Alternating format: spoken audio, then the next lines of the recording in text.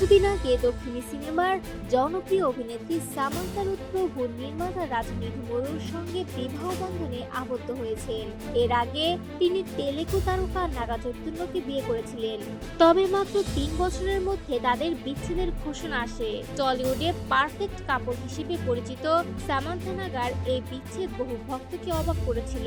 একটি সূত্র জানায়, এই সম্পর্কের অবসানের পেছনে মূল কারণ ছিল সামান্থার পেশাগত সিদ্ধান্ত। সামান্থা ও রাজের সিরিজ দ্য ফ্যামিলি ম্যান 2 এর একটি ঘনিষ্ঠ দৃশ্যে অভিনয় করার কারণে নাগা ও তার পরিবার অসন্তুষ্ট ছিলেন। যদিও সামান্থা অন্য একটি অন্তরঙ্গ দৃশ্যের শুটিং করেছেন, যা পরবর্তীতে সম্পাদনায় বাদ পড়ে, কিন্তু যে দৃশ্যটি শেষ পর্যন্ত প্রচারিত হয় তা নিয়েও আপত্তি ছিল। নাগা ছাড়াও তার বাবা নাগার্জুনারও এই দৃশ্য নিয়ে আপত্তি ছিল।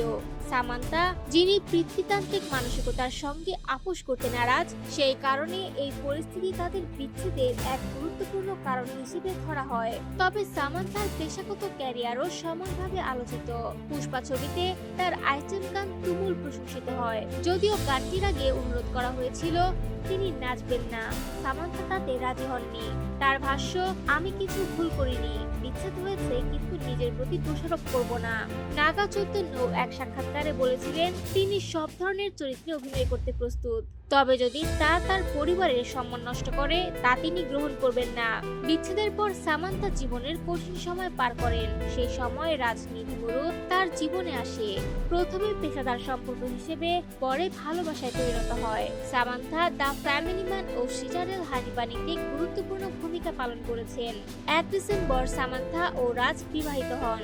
অন্যদিকে গত বছর নাগা চৈতন্য অভিনেত্রী সবিতা ধুলিমালার সঙ্গে বিয়ে করেছেন।